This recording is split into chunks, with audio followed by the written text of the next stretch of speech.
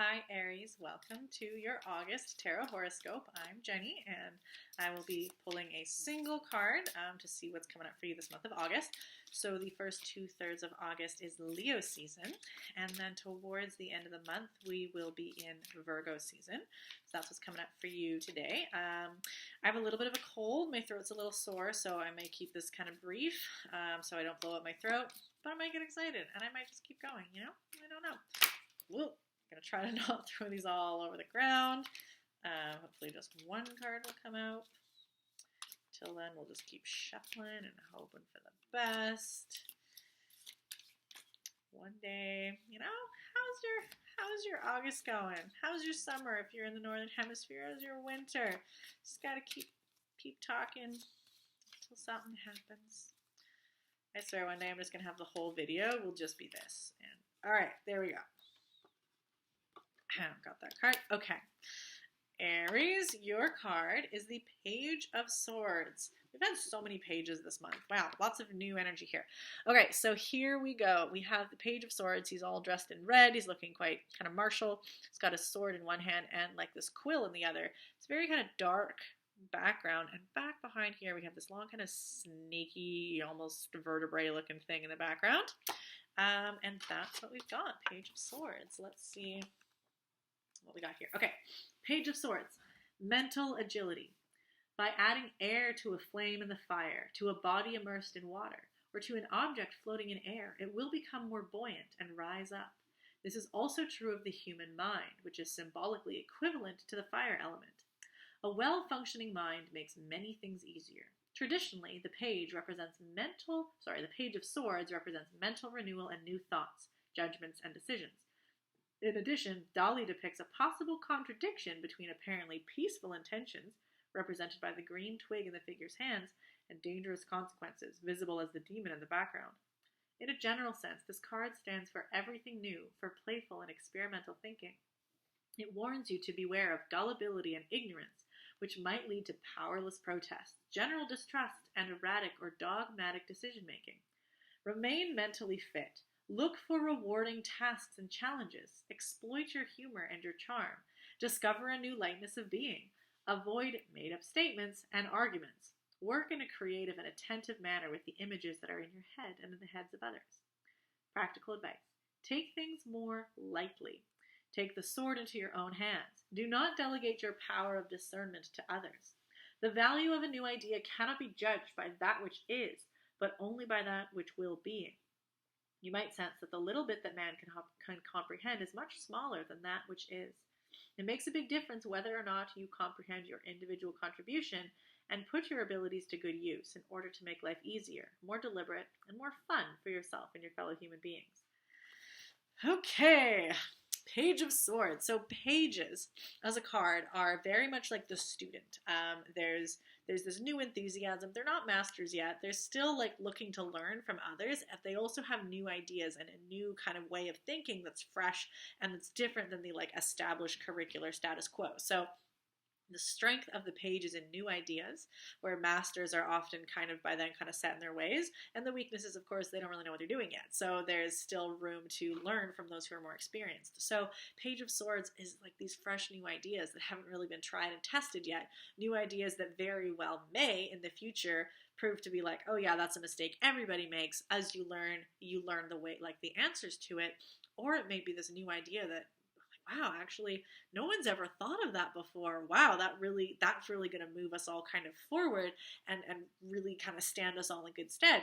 And who knows? We don't know what it is yet. It's brand new. So there's this enthusiasm and potential that comes with this card, that there's kind of this new kind of vibrancy and there's new thoughts, new judgments.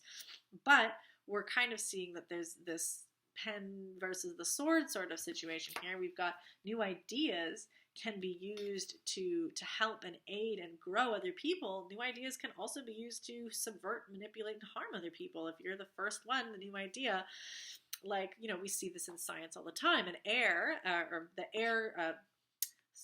Swords as a suit is the quality of air, which is associated with thought and intelligence and rationality, and so that's very attributed to the sciences. And what's one thing that we see time and time again is scientific breakthroughs may be invented for the good of the people or for, benefiting new energy sources and trying to take care of medical procedures. And then really quickly it can be co-opted and it's the next best thing in weapons technology and how we can kill each other. So there's new ideas can take the timeline of being for help or for harm. And so there is this responsibility of what do you do with a new idea? Who do you approach with it? How do you choose to grow it? Are you going to engage ethically and with integrity with the potentiality of the future of this idea? So that's heavy thought. You don't necessarily have to think like, oh, doom and gloom, every thought I have could be used to destroy the world. No, but just recognizing that there's this duality here of the brand new, like you're young and fresh, but you don't want to be naive and neglect the responsibility that you, the future master that is in every student, will have. Or you don't want to be taken advantage of by others who are masters that see the potential of your idea and didn't take it for ill use. You want to make sure that you're a student who's surrounded with really reputable and integrous colleagues and other learners so that your ideas can grow up in a healthy environment where they're going to be used for the good of others as well. So yeah, there's this really interesting kind of combo here where there's these new ideas, but there's some dark kind of potentiality here as well. So you want to like pay attention to that. Don't be bogged down by it, but just do pay attention. And with your Aries kind of tendency, Aries can have this super great enthusiasm, new ideas like all the time, new things like let's just do things. This is really exciting. Impulsivity is fabulous. But that impulsivity can lead to argumentation.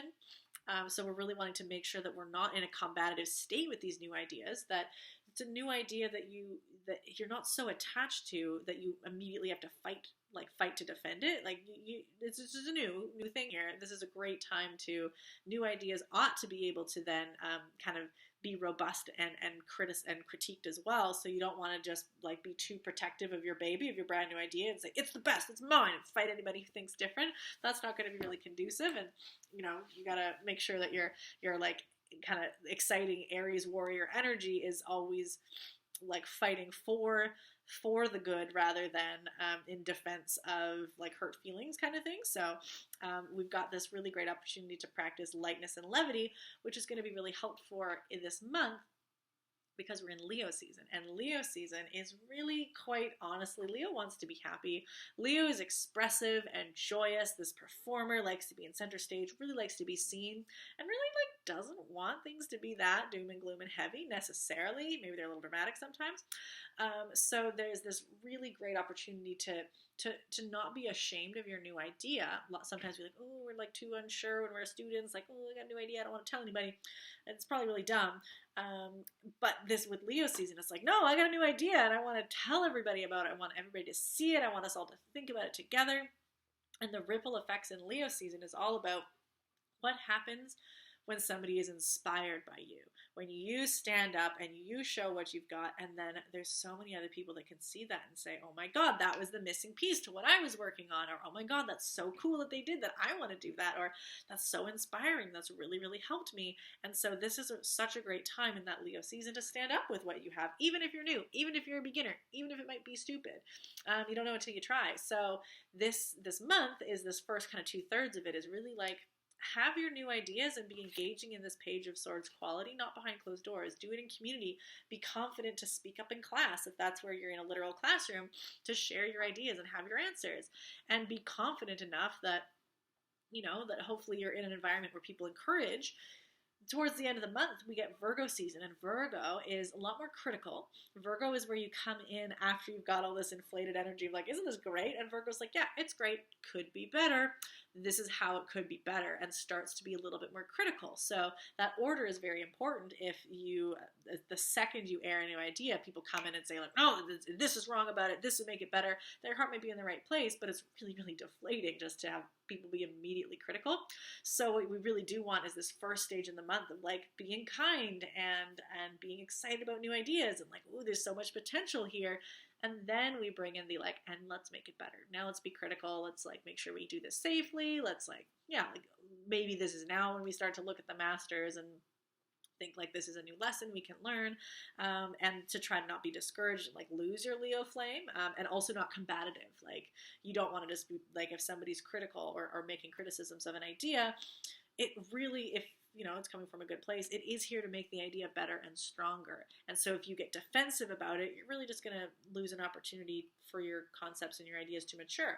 And it can be really hard, so try to keep that Leo confidence and the separation from you and your idea. You are not the same.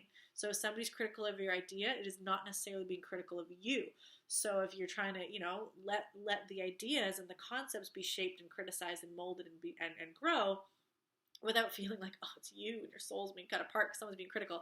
And good luck with that. That's what we all need to struggle with. But there's just some really interesting contributions that you're going to be able to make this season, because there's just fresh new ideas and nobody's got new energy like an Aries. So best of luck for you this month. If you want any assistance, specifically in this Leo period of the month, do check out my Leo season Pay What You Can workshop, still up on my YouTube channel. Lots of interesting transits happening, as well as some interesting retrogrades that are going to be, infusing a little bit of a different energy into things. So check that out. Pay what you can. Accessible. Love it. Love you. Like, share, subscribe, do all of that stuff that people do. Helps me out a lot. Helps me keep making content for you. And I will see you next month. Have a fabulous August, Aries. Take care.